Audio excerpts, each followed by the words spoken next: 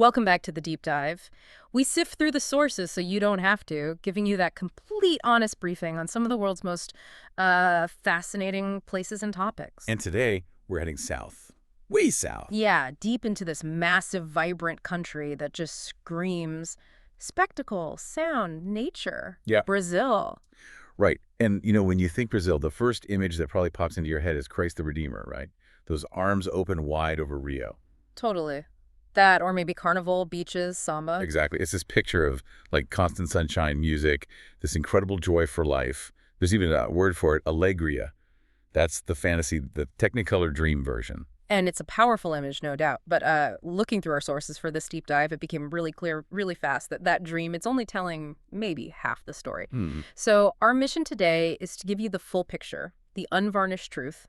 We need to connect that postcard image with the incredibly complex reality on the ground. That's it, exactly. Because Brazil, it's just so huge, so layered. It doesn't really want casual tourists just ticking off boxes. It kind of demands more from you. Demands travelers, yeah. People who show up informed, prepared, ready to grapple with these two, really opposing ideas at the same time. Yeah, the breathtaking beauty side by side with some, frankly, staggering challenges. Okay, so let's dive into that. This magnificent contradiction. We should probably start with the why go, the stuff that really pulls you in, the things only Brazil offers. Well, the first thing is just the scale, the natural environment there. Yeah. It's humbling. I mean, it's not just big for Brazil, it's big for the planet. Right, you look at the Amazon, it's not just a forest, is it? It's the lungs of the earth, basically. And the river system. Our sources kept hammering this home.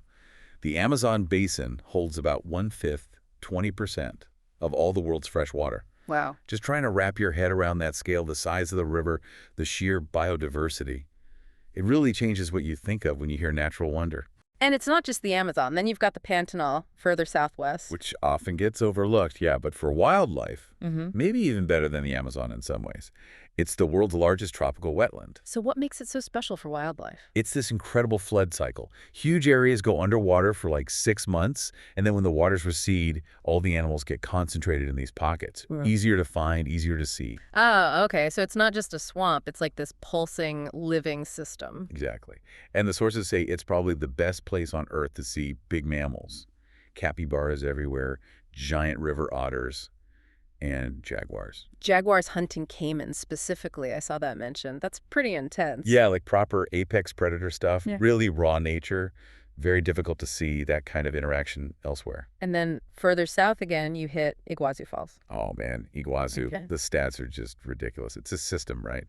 275 separate waterfalls. Yeah, the briefing said it makes Niagara look like a leaky tap or something. Pretty much. It's just pure elemental power. You feel it as much as you see it. Okay, so the nature is epic.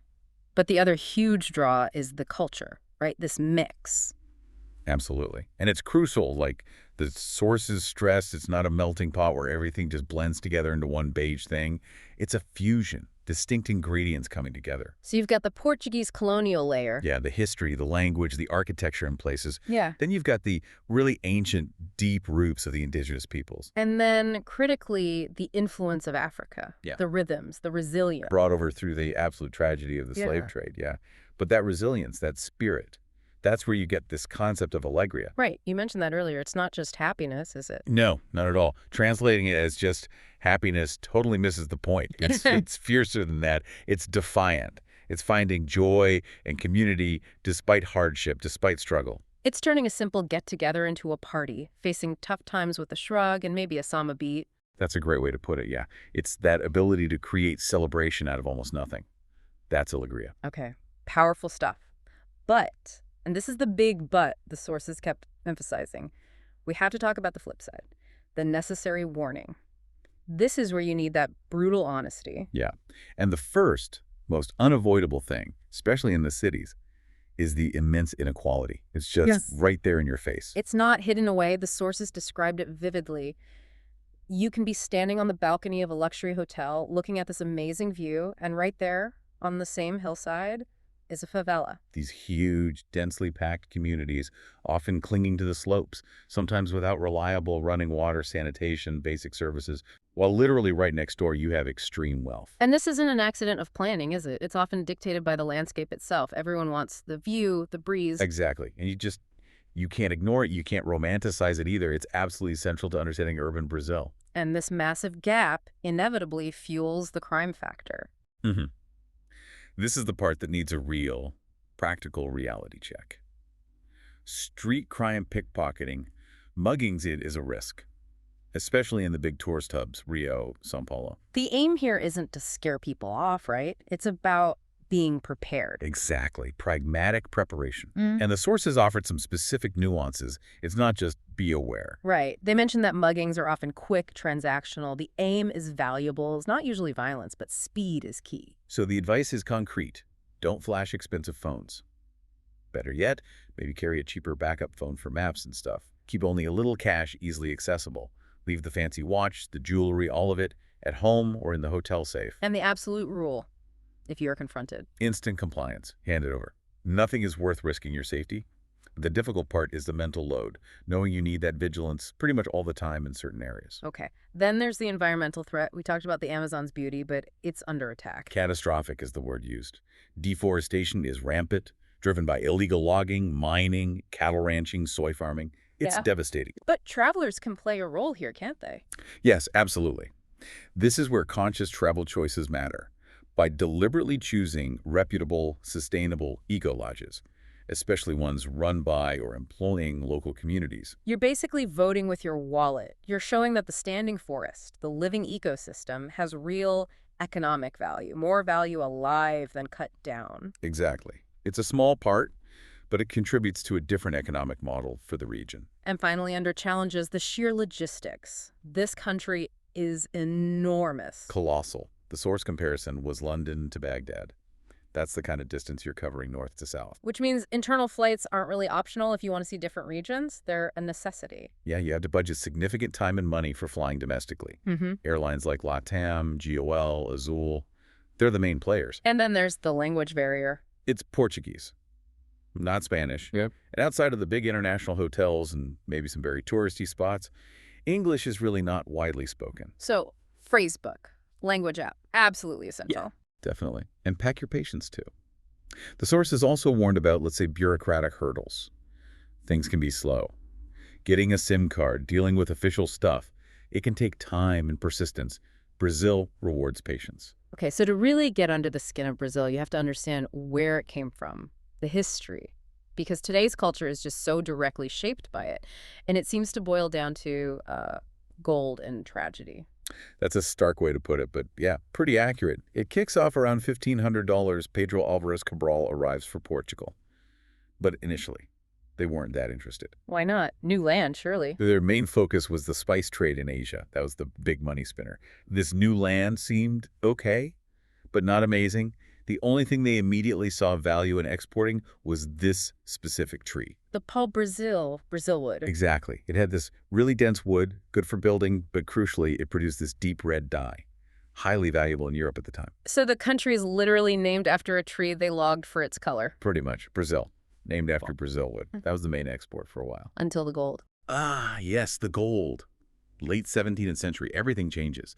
They discover massive gold deposits in the area we now call Minas Gerais, literally general mines. And this wasn't just a little bit of gold. No, this was the biggest gold rush the world had ever seen up to that point. Yeah. Colossal amounts of gold started flowing back to Portugal, funding the empire, totally changing the colony's focus. And this is where the story takes that incredibly dark turn. Because extracting all that gold and running the huge sugar plantations, then coffee later on, it required immense amounts of labor. Forced labor.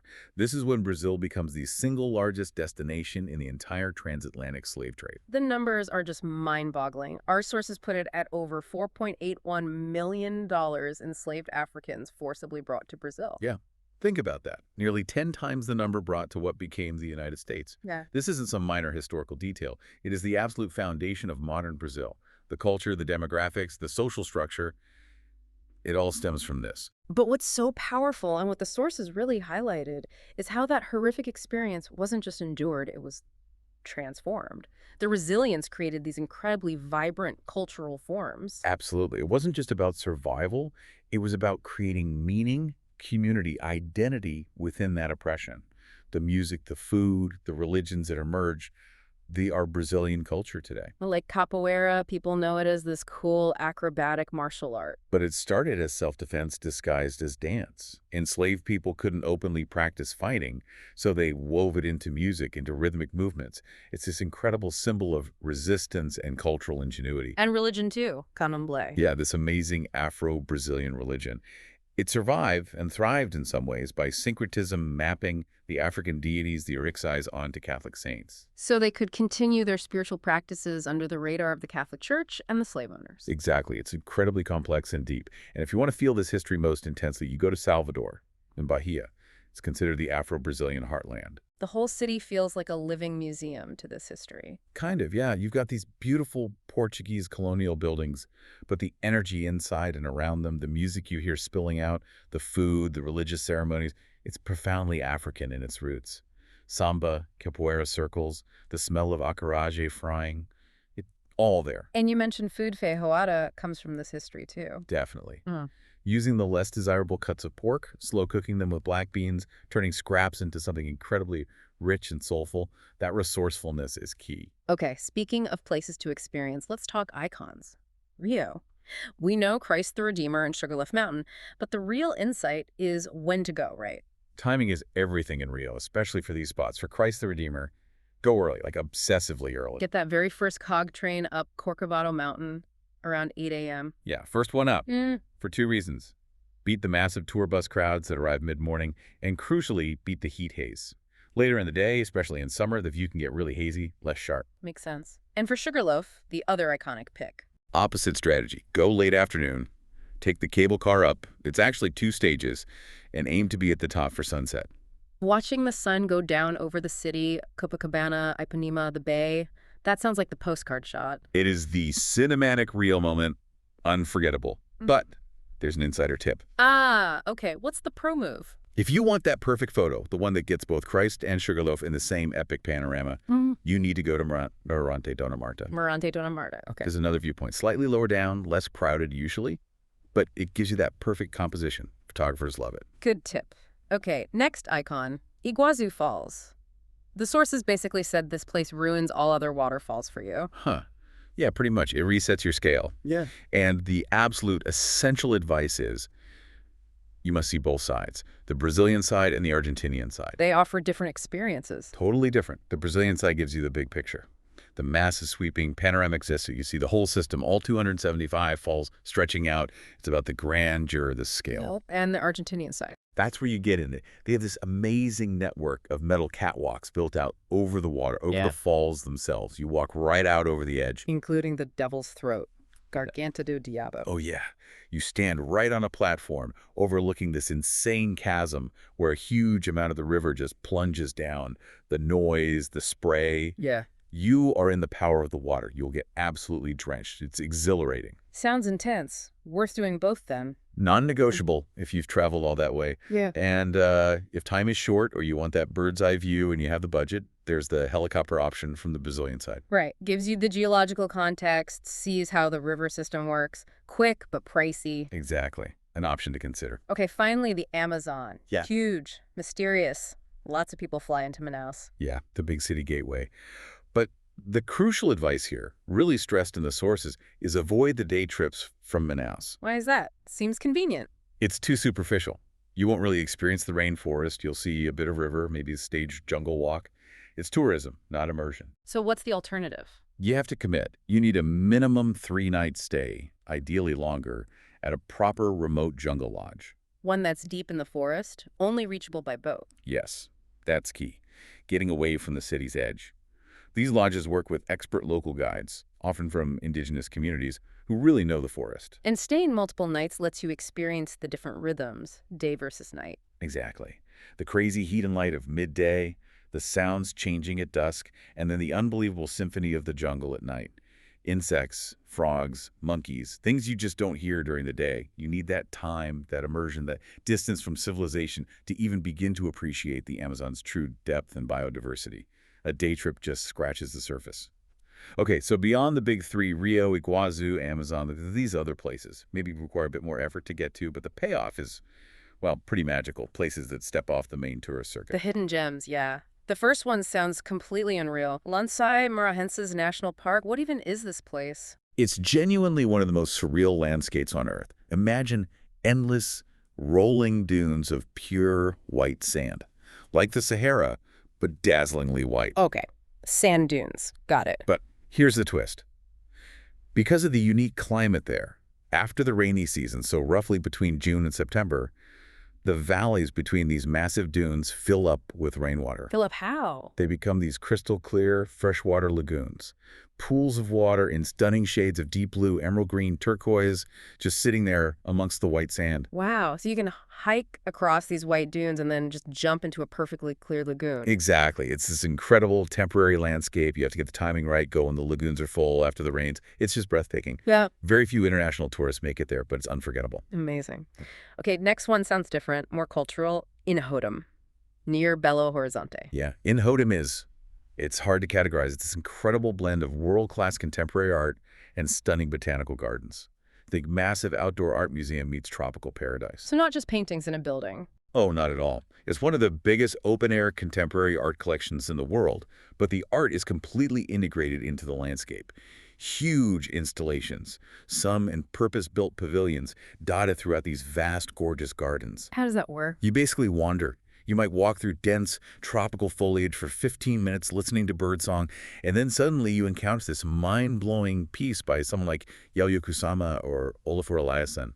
The journey between the artworks through nature is part of the experience. So the art and the environment enhance each other. Totally.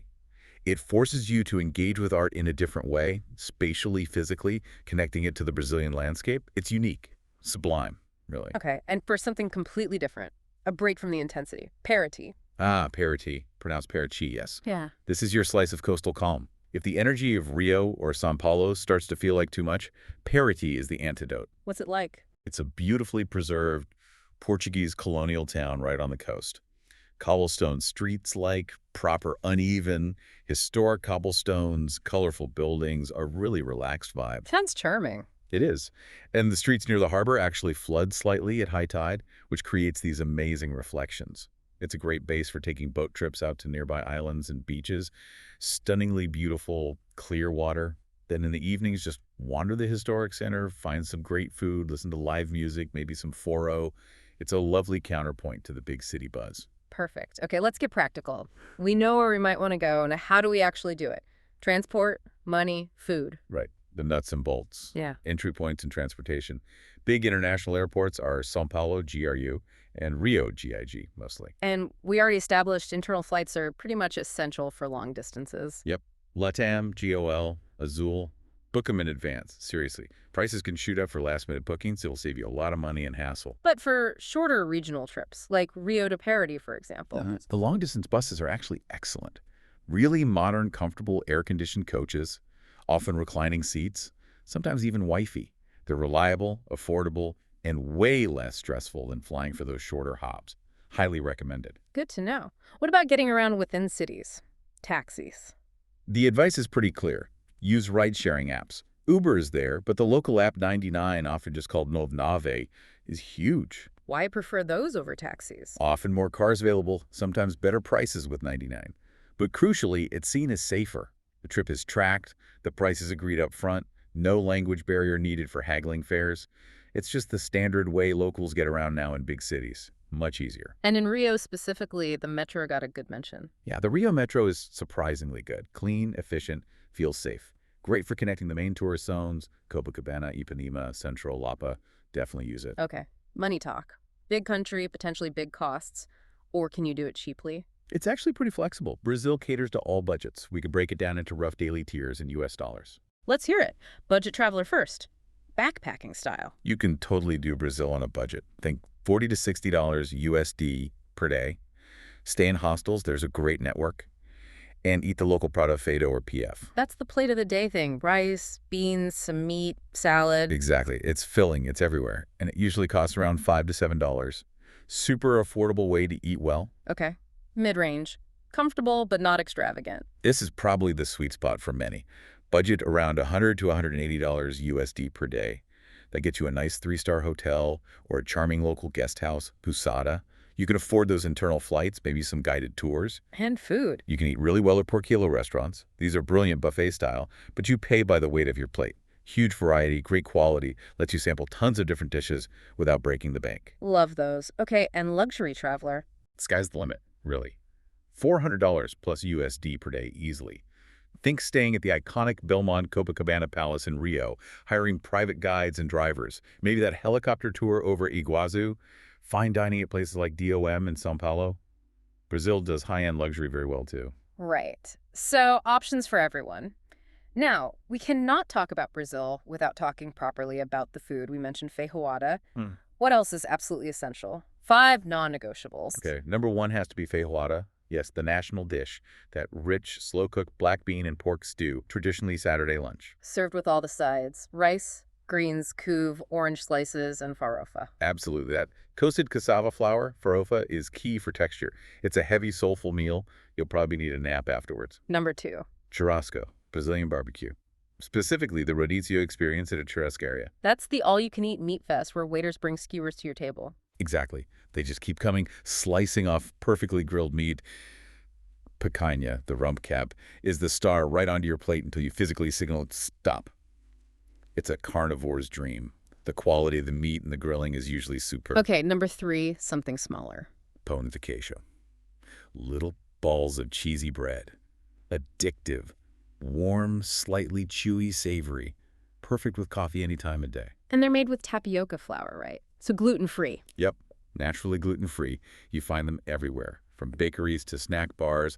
A simple, essential pleasure. Number 4, something healthy maybe. Açaí na tigela. But the real Brazilian version, not necessarily the super sweetened smoothie bowl thing you get elsewhere. How is it different? A proper Amazonian acai is this thick, deep purple pulp. It's actually not very sweet on its own, quite earthy. They blend it frozen, serve it in a bowl, usually topped with granola and sliced banana, maybe a drizzle of honey. It's meant to be energizing, packed with nutrients, a staple food in the north. Got it. And number 5, got to be a drink, right? Has to be. The caipirinha, the national cocktail. So simple, so good. That's cachaça. Yep, the sugarcane spirit. Muddled with fresh lime wedges and sugar, served over ice. The key is fresh limes, properly muddled. No pre-made mixes or syrups. That fresh, tart, slightly sharp kick is what makes it dangerously refreshing. Okay, my mouth is watering. Let's quickly cover final planning bits. When to go. Best times. Generally, the shoulder seasons are ideal. April to June, and then again September to November. Why then? You usually get pleasant weather, not too hot and humid like peak summer, and fewer crowds than the absolute high season. Prices are generally a bit better too. What about Carnival? Everyone thinks of Carnival in Rio. Right. Usually February or March. It's an incredible spectacle, absolutely insane energy, but you need to plan way ahead and be prepared for crowds and peak prices. How far ahead? Book flights and accommodation at least 6 to 9 months in advance. Seriously. Any later and options will be scarce and incredibly expensive. It's a major global event. Good warning. Lastly, visas and health. Visas. This changes. Always, always check the official website of the Brazilian consulate or embassy in your country for the latest requirements. Rules for places like the US, Canada, Australia have shifted back and forth recently. Don't rely on third-party sites. Go to the official source. And health. Yellow fever vaccination is strongly recommended, sometimes required. If you're going to the Amazon or Pantanal, check with your doctor. And because of dengue fever and Zika, both carried by mosquitoes, using a good DEET-based insect repellent is absolutely essential, especially in tropical areas and even in cities sometimes. Be vigilant about mosquito bites. #tag outro.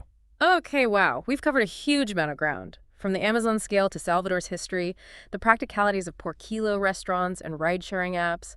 Let's try and pull it all together. The final verdict. Who is this trip really for? I think Brazil is definitely for the adventurous spirit, the cultural explorer, someone who doesn't just want to see sights, but wants to feel a place. Someone prepared to engage with the complexity. Yeah.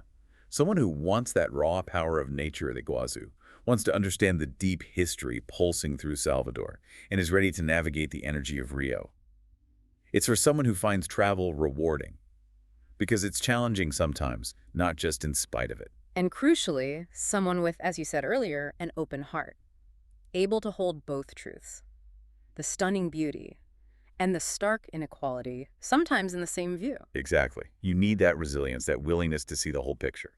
And the practical stuff, being prepared for the logistics, being vigilant about safety. So who is it not for?